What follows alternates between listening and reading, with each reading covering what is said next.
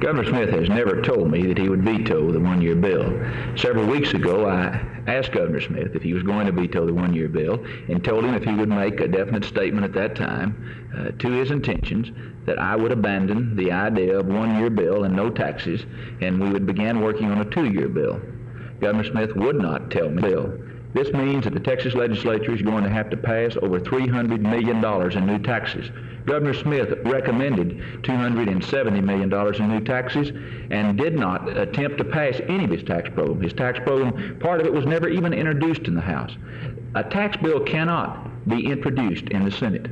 The Senate has no tax bill over here. We have no caption with which to write a tax bill. So really, my hands are tied. I have no alternative but to write a one-year bill within the revenue that we have now because I have no tax bill. And in addition to that, I feel that the people of Texas do not want a tax bill at this time. I feel like a tax bill is not necessary. There's something else that's happened recently, Travis, that even emphasizes more the need for budgeting on a one-year basis and for a one-year bill at this time. In 1968, we passed a tax bill of $160 million. That was just a year ago. When we assembled in January, we had a surplus of $58 million. That's in 1 year's time. Now the comptroller says we have a surplus of $80 million. So in reality, we didn't need to pass a tax bill in 1968 of $160 million. We only needed to pass one of $80 million. Growth alone has accumulated $80 million more in the state treasury. That was on a one-year appropriation. And that was on a one-year appropriation, just in 1 year. So it's very logical to assume that if we waited until 1970, not only would we not have to pass a $300 million tax bill in 1969, I'm convinced that in 1970 the tax bill would be below $200 million. We would save the taxpayers over $100 million. Now people talk about cost of special sessions. A cost of a special session is approximately $500,000. Well, you're talking about spending $500,000, $500,000, with the prospect of saving $100 million. And I think there's not a single taxpayer in Texas that wouldn't be willing to take that chance.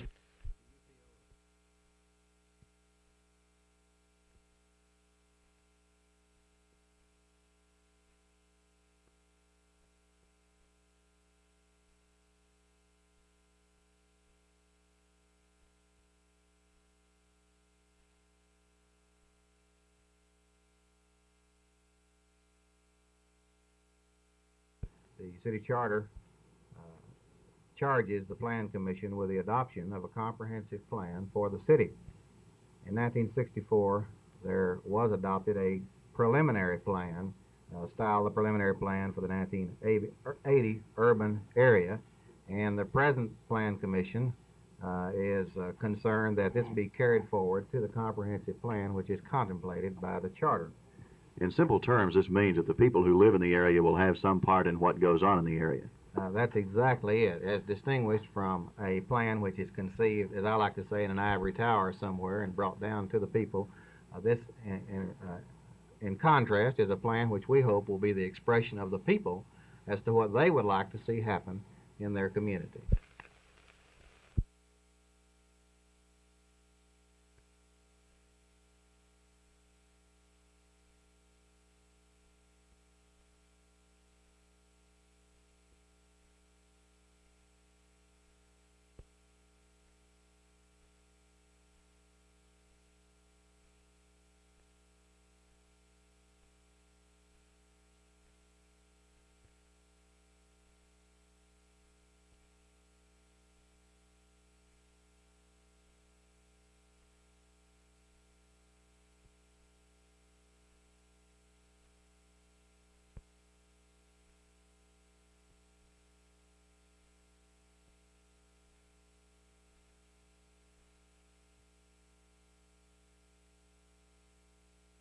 Your comments, Mr. Deutsch, concerning the three-lane section of Lover's Lane between Greenville Avenue and Skillman Avenue are very well taken. We have conducted an investigation of this section and plan to revise the signing.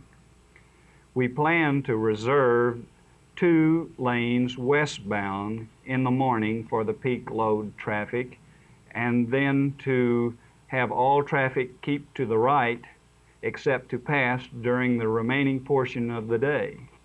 In the evening, we will reserve 2 lanes for eastbound traffic and require that all traffic keep to the right except to pass for the remaining portion of the day.